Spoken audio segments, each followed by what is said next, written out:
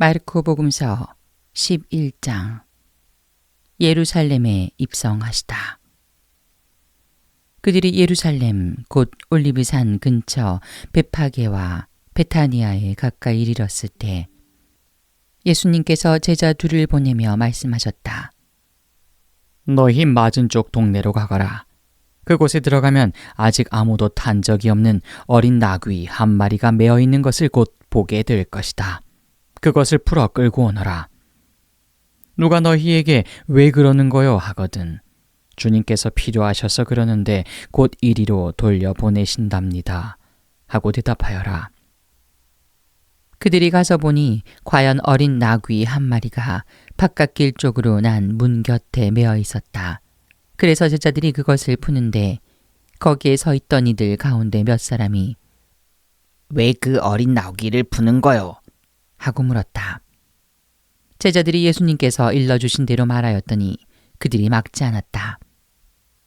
제자들은 그 어린 나귀를 예수님께 끌고 와서 그 위에 자기들의 겉옷을 얹어 놓았다.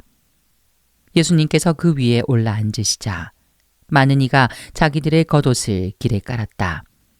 또 어떤 이들은 들에서 잎이 많은 나뭇가지를 꺾어다가 깔았다. 그리고 앞서가는 이들과 뒤따라가는 이들이 외쳤다. 호산나, 주님의 이름으로 오시는 분은 복되시어라. 다가오는 우리 조상 다윗의 나라는 복되어라. 지극히 높은 곳에 호산나. 이윽고 예수님께서 예루살렘에 이르러 성전에 들어가셨다.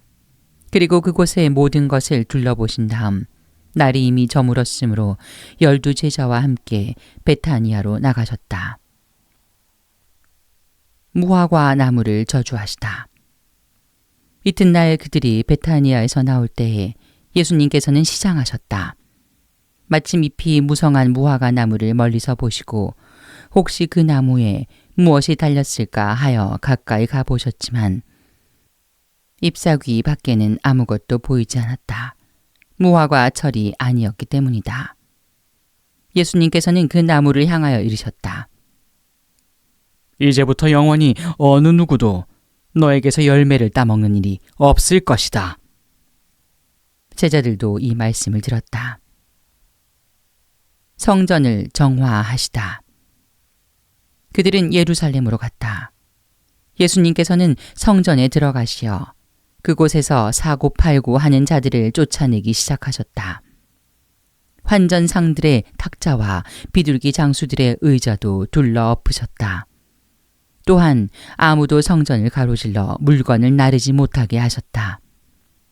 그리고 그들을 가르치시며 이렇게 말씀하셨다. 나의 집은 모든 민족들을 위한 기도의 집이라 불릴 것이다 라고 기록되어 있지 않느냐. 그런데 너희는 이곳을 강도들의 소굴로 만들어버렸다.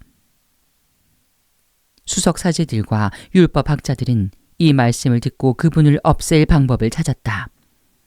군중이 모두 그분의 가르침에 감탄하는 것을 보고 그분을 두려워하였다는 것이다. 날이 저물자 예수님과 제자들은 성 밖으로 나갔다. 말라버린 무화과 나무의 교훈. 이른 아침에 그들이 길 가다가 그 무화과 나무가 뿌리째 말라 있는 것을 보았다. 베드로가 문득 생각이 나서 예수님께 말하였다. 스승님 보십시오. 스승님께서 저주하신 무화과 나무가 말라버렸습니다. 그러자 예수님께서 제자들에게 말씀하셨다. 하느님을 믿어라. 내가 진실로 너희에게 말한다. 누구든지 이 산더러 들려서 저 바다에 빠져라 하면서 마음속으로 의심하지 않고 자기가 말하는 대로 이루어진다고 믿으면 그대로 될 것이다. 그러므로 내가 너희에게 말한다. 너희가 기도하며 청하는 것이 무엇이든 그것을 이미 받은 줄로 믿어라. 그러면 너희에게 그대로 이루어질 것이다. 너희가 서서 기도할 때 누군가에게 반감을 품고 있거든 용서하여라. 그래야 하늘에 계신 너희 아버지께서도 너희의 잘못을 용서해 주신다. 너희가 용서하지 않으면 하늘에 계신 너희 아버지께서도 너희 허물을 용서하지 않으실 것이다. 예수님의 권한을 문제 삼다. 그들은 다시 예루살렘으로 갔다. 예수님께서 성전 뜰을 거닐고 계실 때 수석 사제들과 율법 학자들과 원로들이 와서 예수님께 말하였다. 당신은 무슨 권한으로 이런 일을 하는 것이요? 또 누가 당신에게 이런 일을 할 수 있는 권한을 주었소? 그러자 예수님께서 그들에게 이르셨다. 너희에게 한 가지 물을 터이니 대답해 보아라. 그러면 내가 무슨 권한으로 이런 일을 하는지 너희에게 말해주겠다. 요한의 세례가 하늘에서 온 것이냐? 아니면 사람에게서 온 것이냐? 대답해 보아라. 그들은 저희끼리 의논하였다. 하늘에서 왔다 하면 어찌하여 그를 믿지 않았느냐 하고 말할 터이니 사람에게서 왔다 할까? 그러나 군중이 모두 요한을 참 예언자로 여기고 있었기 때문에 군중을 두려워하여 예수님께 모르겠소 하고 대답하였다. 그러자 예수님께서 그들에게 이르셨다. 나도 무슨 권한으로 이런 일을 하는지 너희에게 말하지 않겠다. 마르코복음서 12장 포도밭 소작인의 비유. 예수님께서 그들에게 비유를 들어 말씀하기 시작하셨다. 어떤 사람이 포도밭을 일구어 울타리를 둘러치고 포도확을 파고 탑을 세웠다. 그리고 소작인들에게 내주고 멀리 떠났다. 포도철이 되자 그는 소작인들에게 종 하나를 보내어 소작인들에게서 포도밭 소출의 얼마를 받아오라고 하였다. 그런데 소작인들은 그를 붙잡아 매질하고서는 빈손으로 돌려보냈다. 주인이 그들에게 다시 다른 종을 보냈지만 그들은 그 종의 머리를 쳐서 상처를 입히고 모욕하였다. 그리고 주인이 또 다른 종을 보냈더니 그 종을 죽여버렸다. 그 뒤에 또 많은 종을 보냈지만 더러는 매질하고 더러는 죽여버렸다. 이제 주인에게는 오직 하나 사랑하는 아들만 남았다. 그는 마지막으로 내 아들이야 존중해 주겠지 하며 그들에게 아들을 보냈다. 그러나 소작인들은 저자가 상속자다. 자, 저자를 죽여버리자. 그러면 이 상속 재산이 우리 차지가 될 것이다. 하고 저희끼리 말하면서 그를 붙잡아 죽이고는 포도밭 밖으로 던져버렸다. 그러니 포도밭 주인은 어떻게 하겠느냐? 그는 돌아와 그 소작인들을 없애버리고 포도밭을 다른 이들에게 줄 것이다. 너희는 이 성경 말씀을 읽어본 적이 없느냐? 집 짓는 이들이 내버린 돌, 그 돌이 모퉁이의 머릿돌이 되었네. 이는 주님께서 이루신 일, 우리 눈에 놀랍기만 하네. 그들은 예수님께서 자기들을 두고 이 비유를 말씀하신 것을 알아차리고 그분을 붙잡으려고 하였으나 군중이 두려워 그분을 그대로 두고 떠나갔다. 황제에게 세금을 내는 문제. 그 뒤에 그들은 예수님께 말로 올무를 씌우려고 바리사이들과 헤로데 당원 몇 사람을 보냈다. 그들이 와서 예수님께 말하였다. 스승님, 저희는 스승님께서 진실하시고 아무도 꺼리지 않으시는 분이라는 것을 압니다. 과연 스승님은 사람을 그 신분에 따라 판단하지 않으시고 하느님의 길을 참되게 가르치십니다. 그런데 황제에게 세금을 내는 것이 합당합니까? 합당하지 않습니까? 바쳐야 합니까? 바치지 말아야 합니까? 예수님께서는 그들의 위선을 아시고 그들에게 말씀하셨다. 너희는 어찌하여 나를 시험하느냐? 데나리온 한 잎을 가져다 보여다오. 그들이 그것을 가져오자 예수님께서 이 초상과 글자가 누구의 것이냐? 하고 물으셨다. 그들이 황제의 것입니다. 하고 대답하였다. 이에 예수님께서 그들에게 이르셨다. 황제의 것은 황제에게 돌려주고 하느님의 것은 하느님께 돌려드려라. 그들은 예수님께 매우 감탄하였다. 부활 논쟁. 부활이 없다고 주장하는 사두가이들이 예수님께 와서 물었다.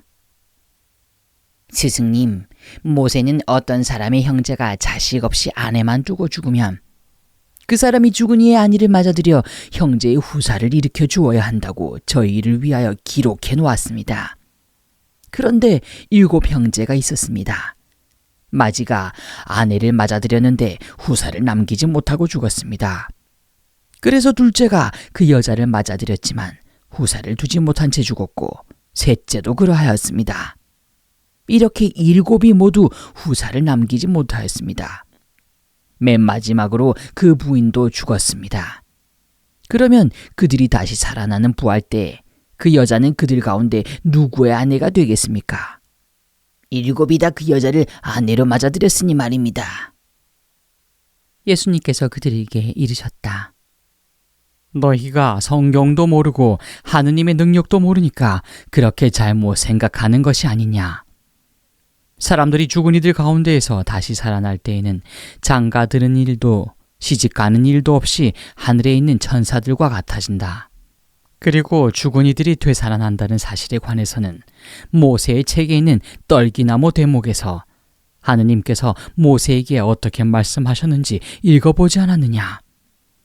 나는 아브라함의 하느님, 이삭의 하느님, 야곱의 하느님이다 하고 말씀하셨다. 그분께서는 죽은 이들의 하느님이 아니라 산 이들의 하느님이시다. 너희는 크게 잘못 생각하는 것이다. 가장 큰 계명.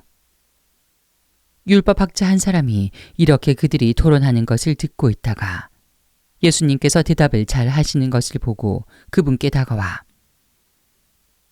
모든 계명 가운데서 첫째 가는 계명은 무엇입니까? 하고 물었다. 예수님께서 대답하셨다. 첫째는 이것이다. 이스라엘아 들어라. 주 우리 하느님은 한 분이신 주님이시다. 그러므로 너는 마음을 다하고 목숨을 다하고 정신을 다하고 힘을 다하여 주 너의 하느님을 사랑해야 한다. 둘째는 이것이다. 내 이웃을 너 자신처럼 사랑해야 한다. 이보다 더 큰 계명은 없다. 그러자 율법학자가 예수님께 말하였다. 훌륭하십니다, 스승님. 그분은 한 분뿐이시고 그 밖에 다른 이가 없다 하시니 과연 옳은 말씀이십니다. 또 마음을 다하고 생각을 다하고 힘을 다하여 그분을 사랑하는 것과 이웃을 자기 자신처럼 사랑하는 것이 모든 번제물과 희생제물보다 낫습니다. 예수님께서는 그가 슬기롭게 대답하는 것을 보시고 그에게 너는 하느님의 나라에서 멀리 있지 않다. 하고 이르셨다. 그 뒤에는 어느 누구도 감히 그분께 묻지 못하였다. 다윗의 자손이시며 주님이신 예수 그리스도. 예수님께서는 성전에서 가르치시며 말씀하셨다. 어찌하여 율법학자들은 메시아가 다윗의 자손이라고 말하느냐? 다윗 자신이 성령의 도움으로 말하였다. 주님께서 내 주님께 말씀하셨다.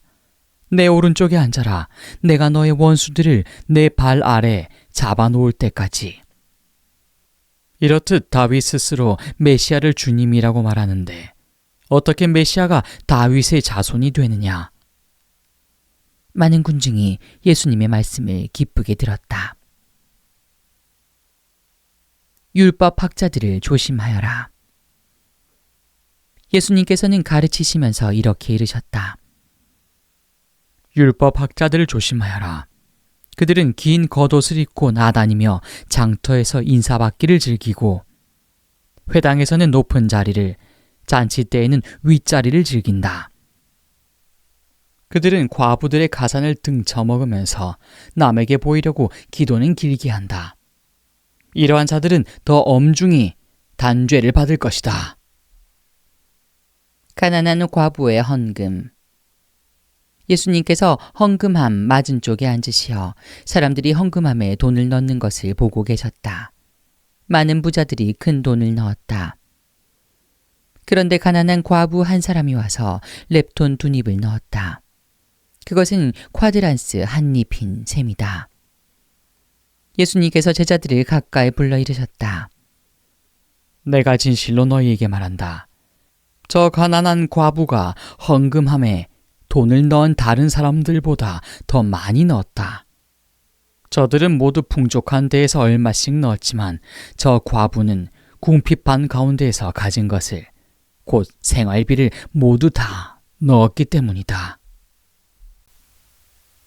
마르코 복음서 13장. 성전의 파괴를 예고하시다. 예수님께서 성전에서 나가실 때 제자들 가운데 한 사람이 말하였다. 스승님 보십시오. 얼마나 대단한 돌들이고 얼마나 장엄한 건물들입니까? 그러자 예수님께서 그에게 이르셨다. 너는 이 웅장한 건물들을 보고 있느냐? 여기 돌 하나도 다른 돌 위에 남아있지 않고 다 허물어지고 말 것이다. 재난의 시작. 예수님께서 성전 맞은쪽 올리브 산에 앉아 계실 때 베드로와 야고보와 요한과 안드레아가 따로 예수님께 물었다. 저희에게 일러주십시오. 그런 일이 언제 일어나겠습니까? 또 그 모든 일이 이루어지려고 할 때 어떤 표징이 나타나겠습니까? 예수님께서 그들에게 말씀하기 시작하셨다. 너희는 누구에게도 속는 일이 없도록 조심하여라. 많은 사람이 내 이름으로 와서 내가 그리스도다 하면서 많은 이를 속일 것이다. 그리고 너희는 여기저기에서 전쟁이 났다는 소식과 전쟁이 일어난다는 소문을 듣더라도 불안해하지 마라. 그러한 일이 반드시 벌어지겠지만 그것이 아직 끝은 아니다. 민족과 민족이 맞서 일어나고 나라와 나라가 맞서 일어나며 곳곳에 지진이 발생하고 기근이 들 것이다. 그러나 그것은 진통의 시작일 따름이다. 너희는 스스로 조심하여라. 사람들이 너희를 의회에 넘기고 회당에서는 너희가 매를 맞을 것이다. 또 너희는 나 때문에 총독들과 임금들 앞에 서서 증언할 것이다. 먼저 복음이 모든 민족들에게 선포되어야 한다. 사람들이 너희를 끌어다가 법정에 넘길 때 무슨 말을 할까 미리 걱정하지 마라. 그저 그때에 너희에게 일러주시는 대로 말하여라. 사실 말하는 이는 너희가 아니라 성령이시다. 형제가 형제를 넘겨 죽게 하고 아버지가 자식을 그렇게 하며 자식들이 부모를 거슬러 일어나 죽게 할 것이다.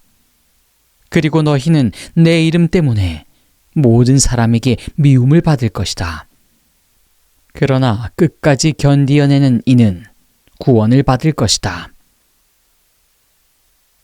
가장 큰 재난. 있어서는 안 될 곳에 황폐를 부르는 혐오스러운 것이 서 있는 것을 보거든 읽는 이는 알아들으라. 그때 유다에 있는 이들은 산으로 달아나라. 옥상에 있는 이는 내려가지도 말고 무엇을 꺼내러 집 안으로 들어가지도 마라. 들에 있는 이는 겉옷을 가지러 뒤로 돌아서지 마라. 불행하여라 그 무렵에 임신한 여자들과 젖먹이가 딸린 여자들. 그 일이 겨울에 일어나지 않도록 기도하여라. 그 무렵에 환난이 닥칠 터인데 그러한 환난은 하느님께서 이룩하신 창조 이래 지금까지 없었고 앞으로도 없을 것이다. 주님께서 그 날수를 줄여주지 않으셨으면 어떠한 사람도 살아남지 못할 것이다. 그러나 주님께서는 몸소 선택하신 이들을 위하여 그 날수를 줄여주셨다. 그때 누가 너희에게 보아라 그리스도께서 여기 계시다 또는 보아라 저기 계시다 하더라도 믿지 마라. 거짓 그리스도들과 거짓 예언자들이 나타나 할 수만 있으면 선택된 이들까지 속이려고 표징과 이적들을 일으킬 것이다. 그러니 너희는 조심하여라. 내가 이 모든 일을 너희에게 미리 말해둔다. 사람의 아들이 오시는 날. 그 무렵 환난에 뒤이어 해는 어두워지고 달은 빛을 내지 않으며 별들은 하늘에서 떨어지고 하늘의 세력들은 흔들릴 것이다. 그때 사람의 아들이 큰 권능과 영광을 떨치며 구름을 타고 오는 것을 사람들이 볼 것이다. 그때 사람의 아들은 천사들을 보내어 자기가 선택한 이들을 땅 끝에서 하늘 끝까지 사방에서 모을 것이다. 무화과 나무의 교훈.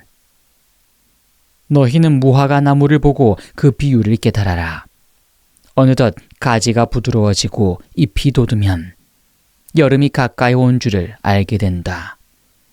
이와 같이 너희도 이러한 일들이 일어나는 것을 보거든 사람의 아들이 문 가까이 온 줄 알아라. 내가 진실로 너희에게 말한다. 이 세대가 지나기 전에 이 모든 일이 일어날 것이다. 하늘과 땅은 사라질지라도 내 말은 결코 사라지지 않을 것이다. 깨어 있어라. 그러나 그날과 그 시간은 아무도 모른다. 하늘의 천사들도 아들도 모르고 아버지만 아신다. 너희는 조심하고 깨어 지켜라. 그때가 언제 올지 너희가 모르기 때문이다. 그것은 먼 길을 떠나는 사람의 경우와 같다. 그는 집을 떠나면서 종들에게 권한을 주어 각자에게 할 일을 맡기고 문지기에게는 깨어 있으라고 분부한다. 그러니 깨어 있어라. 집주인이 언제 올지, 저녁일지, 한밤중일지, 닭이 울 때일지, 새벽일지 너희가 모르기 때문이다. 주인이 갑자기 돌아와 너희가 잠자는 것을 보는 일이 없게 하여라. 내가 너희에게 하는 이 말은 모든 사람에게 하는 말이다. 깨어 있어라. 마르코 복음서 14장. 예수님을 죽일 음모를 꾸미다. 파스카와 무교절 이틀 전이었다. 수석 사제들과 율법 학자들은 어떻게 하면 속임수를 써서 예수님을 붙잡아 죽일까 궁리하고 있었다. 그러면서 백성이 소동을 일으킬지 모르니 축제 기간에는 안 된다 하고 말하였다. 어떤 여자가 예수님의 머리에 향유를 붓다. 예수님께서 베타니아에 있는 나병 환자 시몬의 집에 계실 때의 일이다. 마침 식탁에 앉아 계시는데 어떤 여자가 값비싼 순 나르드 향유가 든 옥합을 가지고 와서 그 옥합을 깨뜨려 그분 머리에 향유를 부었다. 몇 사람이 불쾌해하며 저희끼리 말하였다. 왜 저렇게 향유를 허투루 쓰는가? 저 향유를 300데나리온 이상에 팔아 그 돈을 가난한 이들에게 나누어 줄 수도 있을 터인데. 그러면서 그 여자를 나무랐다. 예수님께서 이르셨다. 이 여자를 가만두어라. 왜 괴롭히느냐? 이 여자는 나에게 좋은 일을 하였다. 사실 가난한 이들은 늘 너희 곁에 있으니 너희가 원하기만 하면 언제든지 그들에게 잘해줄 수 있다. 그러나 나는 늘 너희 곁에 있지는 않을 것이다. 이 여자는 자기가 할 수 있는 일을 하였다. 내 장례를 위하여 미리 내 몸에 향유를 바른 것이다. 내가 진실로 너희에게 말한다. 온 세상 어디든지 복음이 선포되는 곳마다 이 여자가 한 일도 전해져서 이 여자를 기억하게 될 것이다.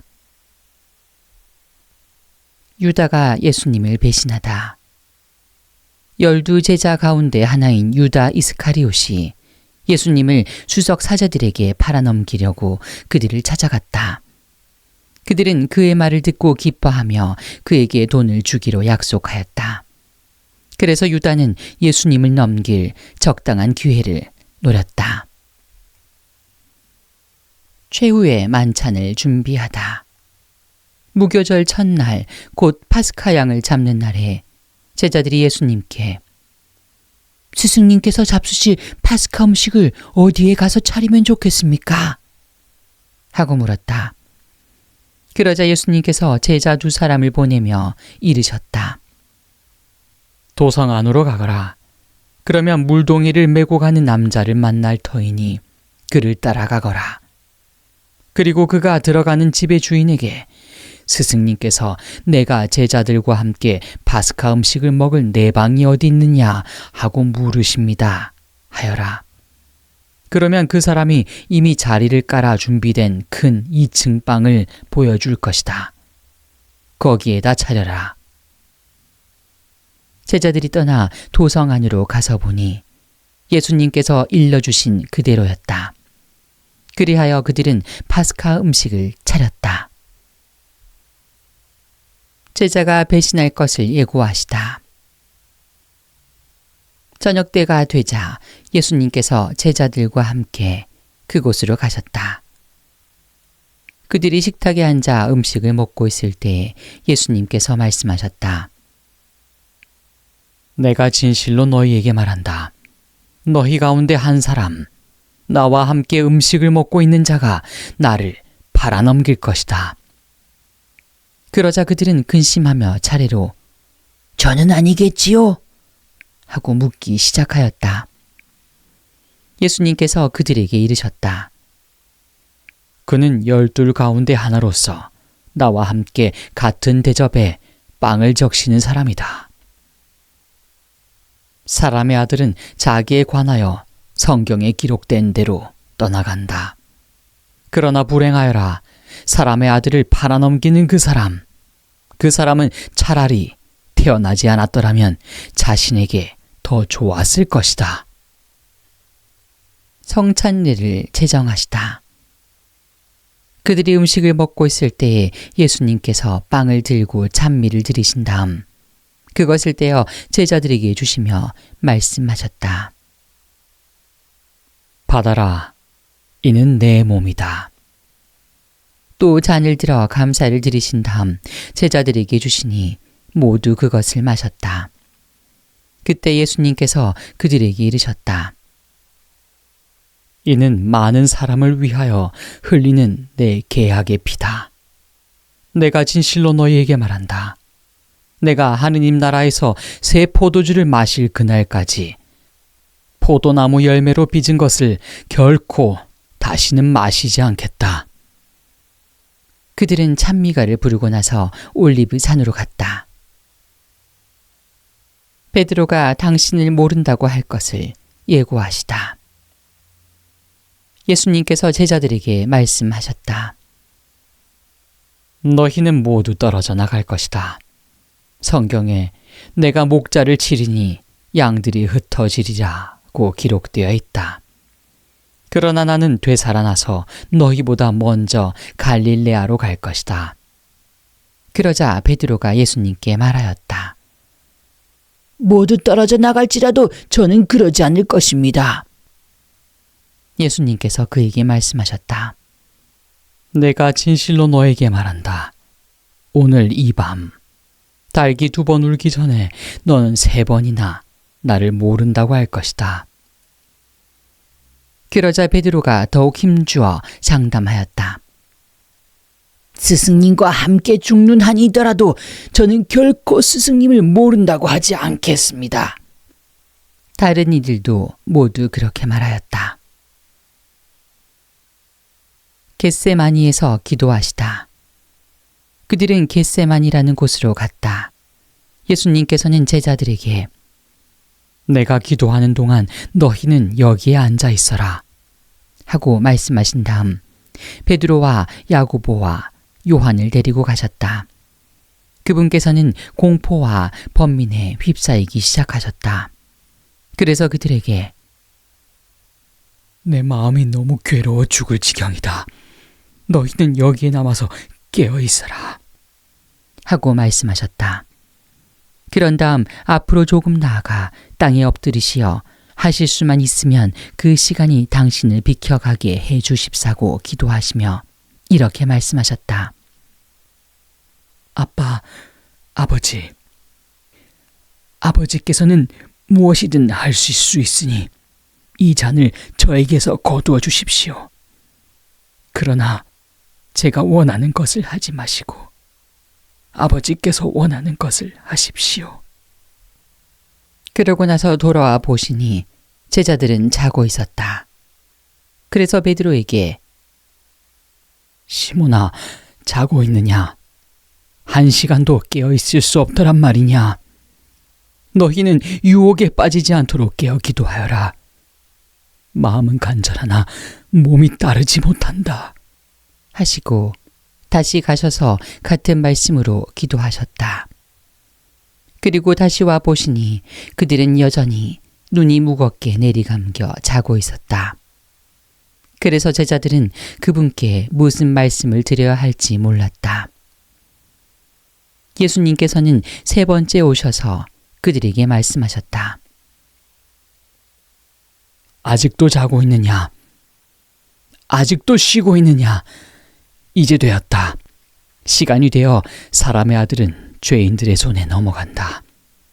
일어나 가자. 보라, 나를 팔아넘길 자가 가까이 왔다. 잡히시다. 그러자 곧 예수님께서 아직 말씀하고 계실 때에 12 제자 가운데 하나인 유다가 다가왔다. 그와 함께 수석 사제들과 율법 학자들과 원로들이 보낸 무리도 칼과 몽둥이를 들고 왔다. 그분을 팔아넘길 자는 내가 입맞추는 이가 바로 그 사람이니 그를 붙잡아 잘 끌고 가시오. 하고 그들에게 미리 신호를 일러두었다. 그가 와서는 곧바로 예수님께 다가가 스승님, 하고 나서 입을 맞추었다. 그러자 그들이 예수님께 손을 대어 그분을 붙잡았다. 그때 곁에 서 있던 이들 가운데 한 사람이 칼을 빼어 대사제의 종을 내리쳐 그의 귀를 잘라버렸다. 예수님께서 나서시어 그들에게 말씀하셨다. 너희는 강도라도 잡을 듯이 칼과 몽둥이를 들고 나를 잡으러 왔단 말이냐? 내가 날마다 너희와 함께 성전에 있으면서 가르쳤지만 너희는 나를 붙잡지 않았다. 성경 말씀이 이루어지려고 일이 된 것이다. 제자들은 모두 예수님을 버리고 달아났다. 알몸으로 달아난 젊은이. 어떤 젊은이가 알몸에 아마포만 두른 채 그분을 따라갔다. 사람들이 그를 붙잡자 그는 아마포를 버리고 알몸으로 달아났다. 최고의회에서 신문을 받으시다. 그들은 예수님을 대사제에게 끌고 갔다. 그러자 수석 사제들과 원로들과 율법 학자들이 모두 모여왔다. 베드로는 멀찍이 떨어져서 예수님을 뒤따라 대사제의 저택 안뜰까지 들어가 시종들과 함께 앉아 불을 쬐고 있었다. 수석 사제들과 온 최고의회는 예수님을 사형에 처하려고 그분에 대한 증언을 찾았으나 찾아내지 못하였다. 사실 많은 사람이 그분께 불리한 거짓 증언을 하였지만 그 증언들이 서로 들어맞지 않았던 것이다. 더러는 나서서 이렇게 거짓 증언을 하기도 하였다. 우리는 저자가 나는 사람 손으로 지은 이 성전을 허물고 손으로 짓지 않는 다른 성전을 사흘 안에 세우겠다고 말하는 것을 들은 적이 있습니다. 그러나 그들의 증언도 서로 들어맞지 않았다. 그러자 대사제가 한가운데로 나서서 예수님께 당신은 아무 대답도 하지 않소. 이 자들이 당신에게 불리한 증언을 하는데 어찌된 일이오? 하고 물었다. 그러나 예수님께서는 입을 다무신 채 아무 대답도 하지 않으셨다. 대사제는 다시 당신이 찬양받으실 분의 아들 메시아요? 하고 물었다. 예수님께서 대답하셨다. 그렇다. 너희는 사람의 아들이 전능하신 분의 오른쪽에 앉아 있는 것과 하늘의 구름을 타고 오는 것을 볼 것이다. 그러자 대사제가 자기 옷을 찢고 이렇게 말하였다. 이제 우리에게 무슨 증인이 더 필요합니까? 여러분도 하느님을 모독하는 말을 듣지 않았습니까? 여러분의 생각은 어떻습니까? 그들은 모두 예수님께서 사형을 받아야 마땅하다고 단죄하였다. 예수님을 조롱하다. 어떤 자들은 예수님께 침을 뱉고 그분의 얼굴을 가린 다음 주먹을 얻치면서 하나 맞춰보아라 하며 놀려대기 시작하였다. 시종들도 예수님의 뺨을 때렸다. 베드로가 예수님을 모른다고 하다. 베드로가 안뜰 아래쪽에 있는데 대사제의 하녀 하나가 와서 불을 쬐고 있는 베드로를 보고 그를 찬찬히 살피면서 말하였다. 당신도 전 나자렛 사람 예수와 함께 있던 사람이지요. 그러자 베드로는 나는 당신이 무슨 말을 하는지 알지도 이해하지도 못하겠소. 하고 부인하였다. 그가 바깥 뜰로 나가자 달기 울었다.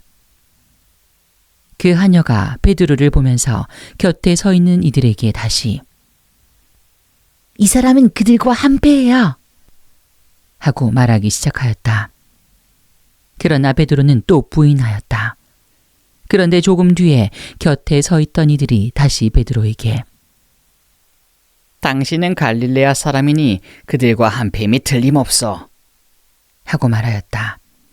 베드로는 거짓이면 천벌을 받겠다고 맹세하기 시작하며 나는 당신들이 말하는 그 사람을 알지 못하오. 하였다. 그러자 곧 달기 두 번째 울었다. 베드로는 예수님께서 달기 2번 울기 전에 너는 3번이나 나를 모른다고 할 것이다. 하신 말씀이 생각나서 울기 시작하였다. 마르코 복음서 15장. 빌라도에게 신문을 받으시다. 아침이 되자 수석 사제들은 곧바로 원로들과 율법학자들 곧 온 최고의회와 의논한 끝에 예수님을 결박하여 끌고 가서 빌라도에게 넘겼다. 빌라도가 예수님께 당신이 유다인들의 임금이요. 하고 묻자 그분께서 네가 그렇게 말하고 있다. 하고 대답하셨다. 그러자 수석 사제들이 여러 가지로 예수님을 고소하였다. 빌라도가 다시 예수님께 당신은 아무 대답도 하지 않소. 보시오. 저들이 당신을 갖가지로 고소하고 있지 않소. 하고 물었으나 예수님께서는 더 이상 아무 대답도 하지 않으셨다. 그래서 빌라도는 이상하게 여겼다. 사형 선고를 받으시다.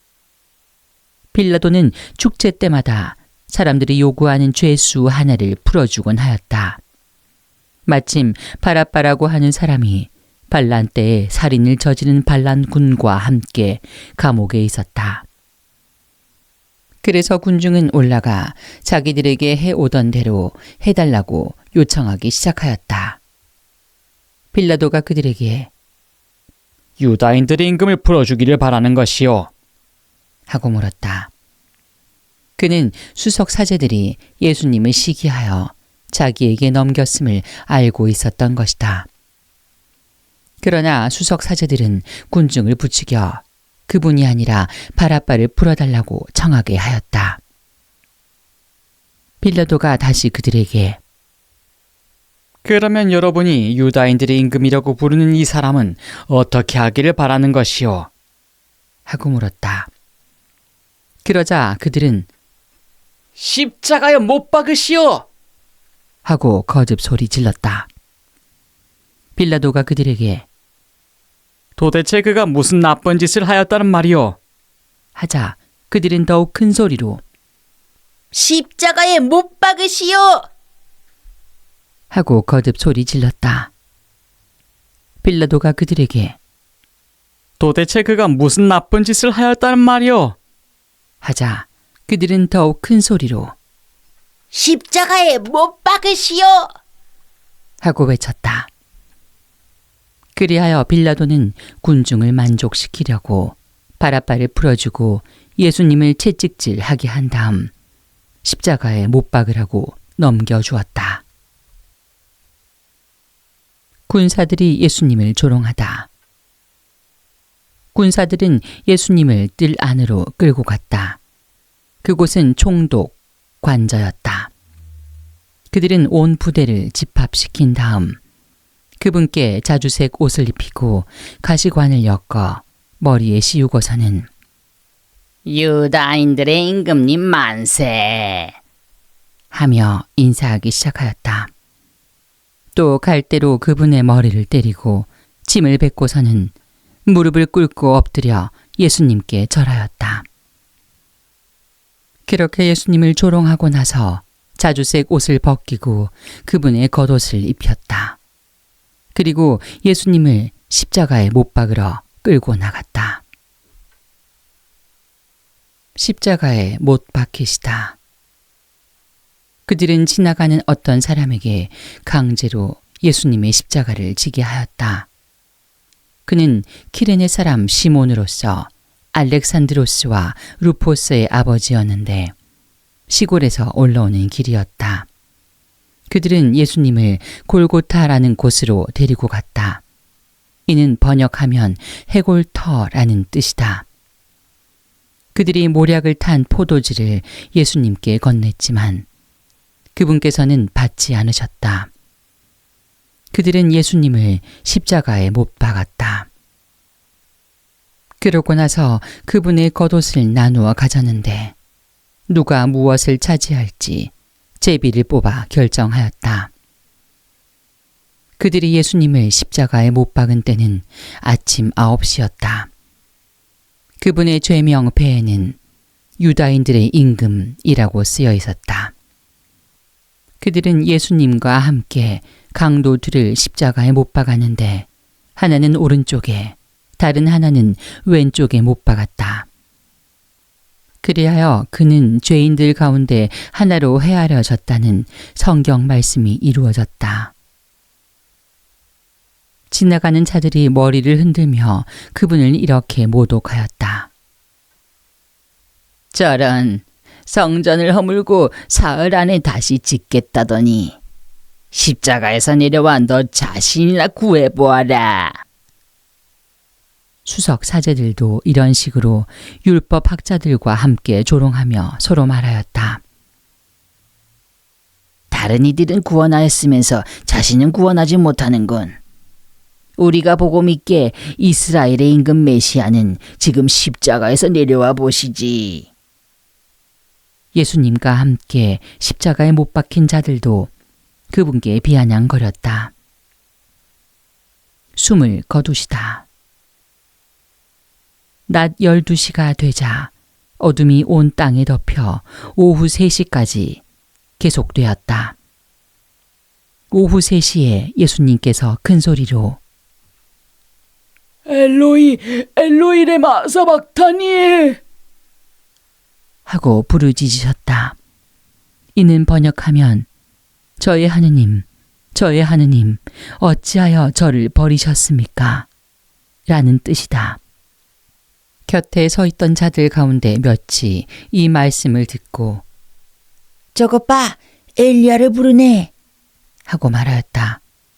그러자 어떤 사람이 달려가서 해면을 신 포도주에 적신 다음 갈대에 꽂아 예수님께 마시라고 갖다 대며 자, 엘리야가 와서 그를 내려주나 봅시다 하고 말하였다. 예수님께서는 큰 소리를 지르시고 숨을 거두셨다. 그때 성전 휘장이 위에서 아래까지 두 갈래로 찢어졌다. 그리고 예수님을 마주 보고 있던 백인 대장이 그분께서 그렇게 숨을 거두시는 것을 보고 참으로 이 사람은 하느님의 아드님이셨다 하고 말하였다. 여자들도 멀리서 지켜보고 있었는데 그들 가운데에는 마리아 막달레나, 작은 야고보와 요새의 어머니 마리아, 그리고 살로메가 있었다. 그들은 예수님께서 갈릴레아에 계실 때에 그분을 따르며 시중 들던 여자들이었다. 그 밖에도 예수님과 함께 예루살렘에 올라온 다른 여자들도 많이 있었다. 묻히시다. 이미 저녁 때가 되어 있었다. 그날은 준비일, 곧 안식일 전날이었으므로 아리마테아 출신 요셉이 빌라도에게 당당히 들어가 예수님의 시신을 내달라고 청하였다. 그는 명망 있는 의회 의원으로서 하느님의 나라를 열심히 기다리던 사람이었다. 빌라도는 예수님께서 벌써 돌아가셨을까 의아하게 생각하여 백인 대장을 불러 예수님께서 돌아가신 지 오래되었느냐고 물었다. 빌라도는 백인 대장에게 알아보고 나서 요셉에게 시신을 내주었다.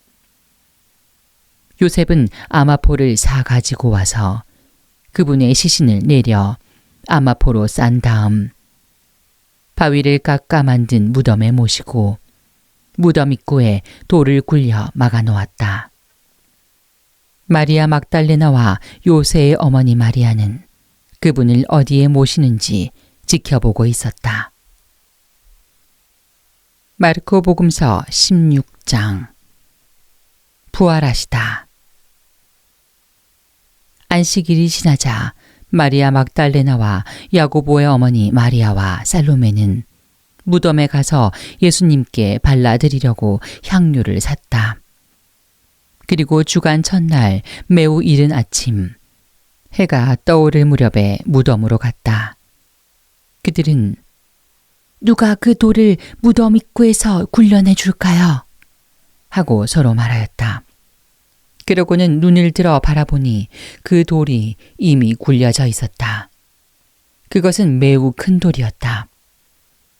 그들이 무덤에 들어가 보니 웬 젊은이가 하얗고 긴 겉옷을 입고 오른쪽에 앉아 있었다. 그들은 깜짝 놀랐다. 젊은이가 그들에게 말하였다. 놀라지 마라. 너희가 십자가에 못 박히신 나자렛 사람 예수님을 찾고 있지만 그분께서는 되살아나셨다. 그래서 여기에 계시지 않는다. 보아라. 여기가 그분을 모셨던 곳이다. 그러니 가서 제자들과 베드로에게 이렇게 일러라. 예수님께서는 전에 여러분에게 말씀하신 대로 여러분보다 먼저 갈릴레아로 가실 터이니 여러분은 그분을 거기에서 뵙게 될 것입니다. 그들은 무덤에서 나와 달아났다. 떨떨 떨면서 겁에 질렸던 것이다. 그들은 두려워서 아무에게도 말을 하지 않았다. 마리아 막달레나에게 나타나시다. 예수님께서는 주간 첫날 새벽에 부활하신 뒤 마리아 막달레나에게 처음으로 나타나셨다. 그는 예수님께서 7 마귀를 쫓아주신 여자였다. 그 여자는 예수님과 함께 지냈던 이들이 슬퍼하며 울고 있는 곳으로 가서 그들에게 이 소식을 전하였다. 그러나 그들은 예수님께서 살아계시며 그 여자에게 나타나셨다는 말을 듣고도 믿지 않았다. 두 제자에게 나타나시다. 그 뒤 그들 가운데 2 사람이 걸어서 시골로 가고 있을 때 예수님께서 다른 모습으로 그들에게 나타나셨다. 그래서 그들이 돌아가 다른 제자들에게 알렸지만 제자들은 그들의 말도 믿지 않았다. 제자들에게 나타나시어 사명을 부여하시다. 마침내 11 제자가 식탁에 앉아 있을 때 예수님께서 나타나셨다. 그리고 그들의 불신과 완고한 마음을 꾸짖으셨다. 되살아난 당신을 본 이들의 말을 그들이 믿지 않았기 때문이다. 예수님께서는 이어서 그들에게 이르셨다. 너희는 온 세상에 가서 모든 피조물에게 복음을 전포하여라. 믿고 세례를 받는 이는 구원을 받고 믿지 않는 자는 단죄를 받을 것이다. 믿는 이들에게는 이러한 표징들이 따를 것이다. 곧 내 이름으로 마귀들을 쫓아내고 새로운 언어들을 말하며 손으로 뱀을 집어들고 독을 마셔도 아무런 해도 입지 않으며 또 병자들에게 손을 얹으면 병이 나을 것이다. 승천하시다. 주 예수님께서는 제자들에게 말씀하신 다음 승천하시어 하느님 오른쪽에 앉으셨다. 마르코 복음서의 짧은 끝맺음. 제자들은 떠나가서 곳곳에 복음을 선포하였다.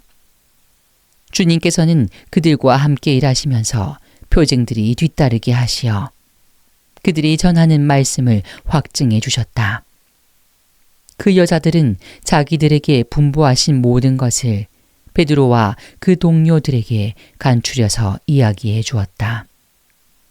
그 뒤에 예수님께서도 친히 그들을 통하여 동쪽에서 서쪽에 이르기까지 영원한 구원을 선포하는 거룩한 불멸의 말씀이 두루 퍼져나가게 하셨다. 아멘.